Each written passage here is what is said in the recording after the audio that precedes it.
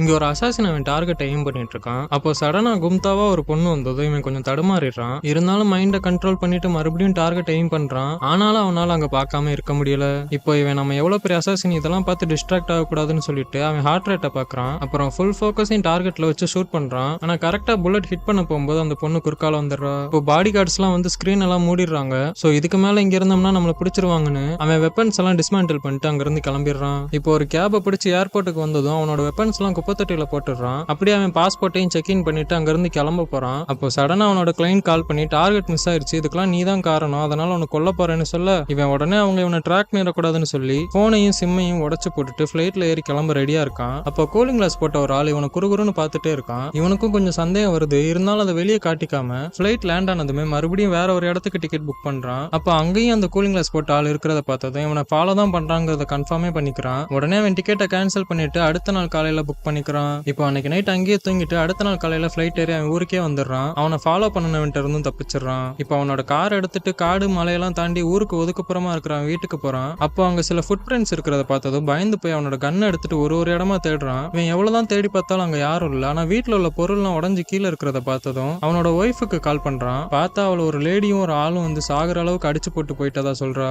உடனே அவளை ஒரு சேஃபான இடத்துக்கு மாத்தி வச்சுட்டு ஜான்விக் மாதிரி அவன் வீட்டுக்கு கீழே ஒளிச்சு வச்சிருந்த வெப்பன்ஸ் எல்லாம் எடுத்துட்டு வேட்டைக்கு கிளம்பிடுறான். இந்த கதையோட மாரல் ஆஃப் தி ஸ்டோரி என்னன்னா, வேலைக்கு போற இடத்துல வேலையை மட்டும் பார்க்கணும். அதை விட்டுட்டு பொண்ணு நல்லா இருக்கேன்னு வேடிக்கை பார்த்தா இப்படிதான் வாழ்க்கை போராட்டத்துல முடியும்.